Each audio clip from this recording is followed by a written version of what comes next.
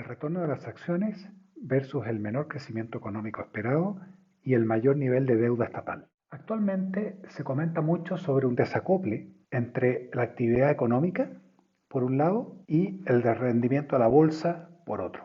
En momentos en que la bolsa ha rentado más de 30% desde su último mínimo, que fue el 23 de marzo, oímos noticias como que el PIB mundial caería hasta un 4% este año. Hay un desacople permanente, es algo temporal. ¿Cómo lo podemos explicar? El tema central de este artículo es que los activos financieros y particularmente el precio futuro de las acciones depende de hechos que están por ocurrir. Los hechos actuales, incluidos las expectativas respecto al futuro, ya están incorporadas en los precios de hoy. Por lo tanto, los precios futuros de los activos financieros van a depender de asuntos que todavía no conocemos. Es entendible que se genere angustia por el desacople entre el desempeño de la bolsa y la actividad económica. Y quisiéramos aterrizarlos en dos ejemplos concretos. En primer lugar, vamos a ver el desempeño de la bolsa versus el nivel de actividad económica medido por PIB. Y segundo, el desempeño de la bolsa versus el nivel de endeudamiento de los países. Ambos temas que han salido actualmente en los medios de forma importante, dado que, por un lado, la actividad económica se está resintiendo producto del control del coronavirus y al mismo tiempo está aumentando el nivel de deuda precisamente para contrarrestar la caída económica.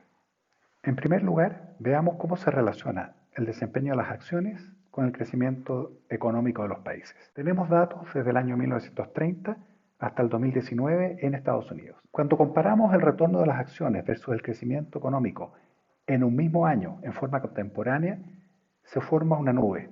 No existe una relación que conecte ambos indicadores. Sin embargo, si desfasamos los retornos accionarios versus el crecimiento económico, vemos que el retorno de las acciones el año previo y el PGB del año siguiente sí generan una pendiente positiva, una marcada zona en que existe relación entre los dos. Podemos argumentar que el retorno de la bolsa se va a relacionar con el crecimiento del PGB del año siguiente, no del año actual. El segundo ejemplo que queremos revisar es ver el desempeño de las acciones en países con más o menor deuda. Ciertamente los inversionistas están preocupados al ver que sus países están tomando niveles masivos de deuda para contrarrestar la caída económica producto del coronavirus. Lo que vemos en las tablas a continuación es ordenar los países según su nivel de deuda, separando aquellos países con más deuda de aquellos países con menos deuda. Y vamos a ver cómo anduvieron los retornos accionarios de esos países en promedio. Para los países desarrollados tenemos datos desde el año 75 y los emergentes desde el año 95. Analizando el retorno de las acciones versus el nivel de deuda que teníamos al principio del año, vemos que los países con más deuda rentaron levemente más que los países con menos deuda, pero que esa diferencia medida por este indicador no tiene gran relevancia. Es una diferencia que podría ser simplemente ruido. Posteriormente, analizamos el nivel de deuda que tiene el país al cierre del año versus el retorno de sus acciones ese mismo año. Y vemos que pasa lo mismo. Nuevamente, los países con más deuda y los países con menos deuda no rentan diametralmente distinto.